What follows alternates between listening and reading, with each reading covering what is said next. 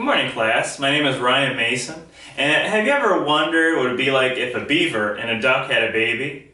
Well, I believe my topic today fits the bill.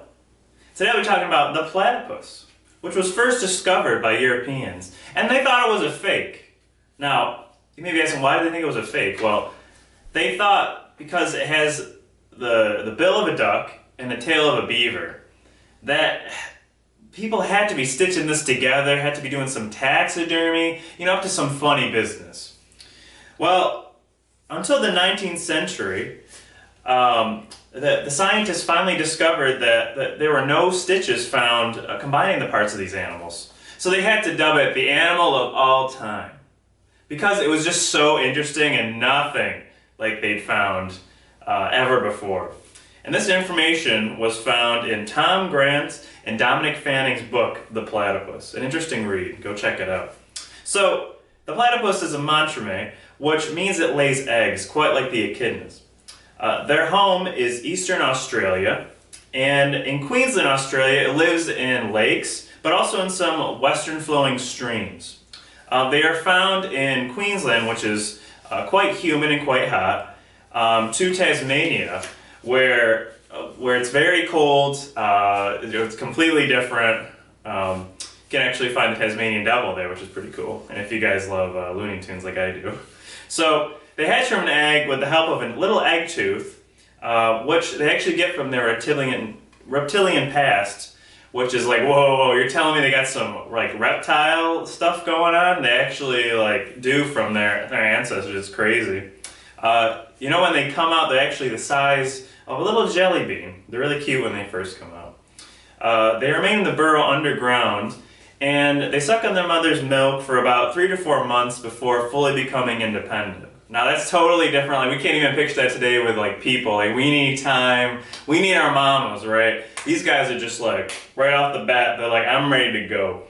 So the male has 2 hollow spurs on its hind legs. Yes, it's got spurs like a cowboy, but wait. It's even more badass than a cowboy, because connected to those hollow spurs is venom. There's venom glands. All right, this thing is it's bringing some snake into it. That reptilian past. It's right there. It's catching up, and it is not lethal to humans though. So that's good, right? But it is lethal to dogs. There have been some cases. So never bring your dog around like a male platypus. So the females don't have it, so that's good. The platypus fur is biofluorescent. Yes, you're like, so it's not bioluminescence, it's not glowing, guys. You're not going to see a glowing platypus, That's more for deep ocean creatures trying to attract their prey. So what the difference between bioluminescence and biofluorescence is that biofluorescence, the platypus's fur, it glows under UV light. All right, so scientists didn't really find a reason for this yet. Some theories, it could be similar to how humans have a tailbone, but they don't use it anymore, right? We're not swinging from trees like we used to back in the good old days. So this could just be a leftover trait. It's useless now, right? And everything with science, not everything has to have a reason also. But another reason they could use this is because some predators are UV light sensitive, right? So they could see certain light that animals cast off, so they could use this to blend in. And it's actually interesting. They shine the UV light on a platypus, and its fur gave off this cyan kind of color. So they're kind of glow in the dark, I guess, almost. That's kind of cool. But only under UV light, so unless you're shining that, they're not going to glow for you. So they also have thousands of mechanoreceptors and electroreceptors. Now they're not like Pikachu, right? They're not like Thunderbolting, right? But they use this to actually sense the electric impulses in the water given off by some of the things they eat. So the insect larvae, freshwater shrimp, and crayfish. So if crayfish is swimming by, and the water's quite murky, and they swim with their eyes closed, which is really cute to watch. So they're swimming there with their eyes closed, and with their bill, because it's so sensitive, they get that, they detect that impulse, right? And they're like, oh, crayfish, right? And it's kind of cute the way they hunt, because they're like, the head goes back and forth and kind of bobs, which lets these electroreceptors and mechanoreceptors detect it. Now, mechanoreceptors are more for like feeling and like sound in the water, but electroreceptors, like, it's totally different with the electric impulses. So another cool thing, guys, another cool thing to keep in mind. Sadly, the platypus was hunted for its fur until the early 20th century, but it's now protected by the Australian government, thank God, because these creatures are quite awesome in my opinion. And the habitat destruction as well as pollution has affected the platypus population very heavily, so we really need to do our best to protect these guys.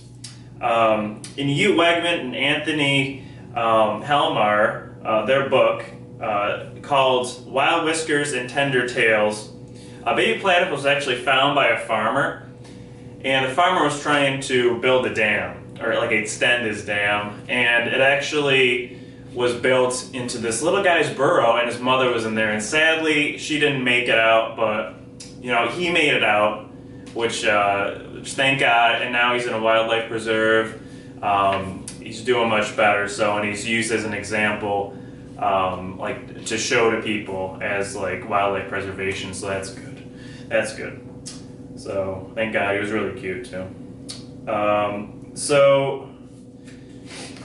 So in conclusion, guys, the platypus is very important to the Australian ecosystem, because as a carnivore it keeps, you know, the crayfish and insects in check, and we definitely need to save them from becoming extinct by preventing global warming, pollution, and habitat destruction, because there are many, as you know, the wildfires in Australia and the droughts, a lot of it is caused by global warming. So just so you can, I can put in some links where you can like help these wildlife preservations if you guys are interested.